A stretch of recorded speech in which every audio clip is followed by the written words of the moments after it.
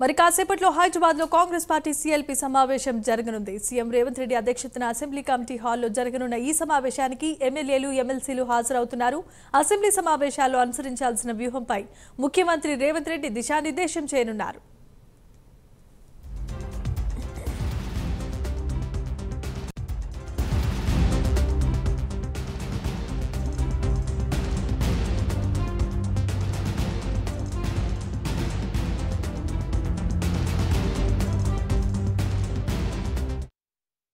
Right, ఇక మరి కాసేపట్లో తెలంగాణ అసెంబ్లీ సమావేశాలు కానున్నాయి. ఈ సమావేశాలకి ముందే రేవంత్ రెడ్డి అధ్యక్షతన సీఎల్పీ సమావేశం జరగబోతోంది. ఇదే అంశానికి సంబంధించి మరిన్ని అప్డేట్స్ మా కరెస్పాండెంట్ నాగేంద్ర అందిస్తారు. నాగేంద్ర. Thank you Jemimah.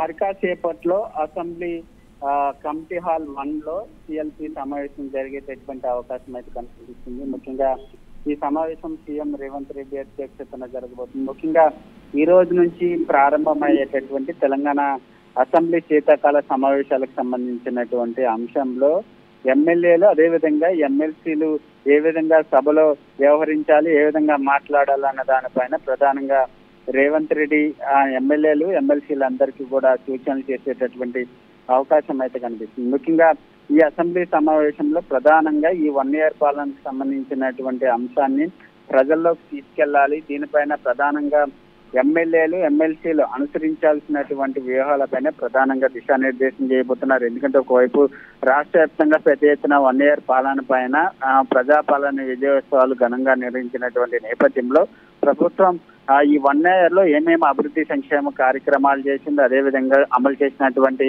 గ్యారెంటీలకు సంబంధించినటువంటి అంశంతో పాటు అదేవిధంగా గత బీఆర్ఎస్ ప్రభుత్వం చేయలేనటువంటి అభివృద్ధిని మేము చేసి చూపించామనేటటువంటి అంశాన్ని ప్రజల్లోకి తీసుకెళ్లాలనేటటువంటి అంశం పైన దిశానిర్దేశం చేయబోతున్నారు అని చెప్పాలి. Right, thanks for the updates Nagendra.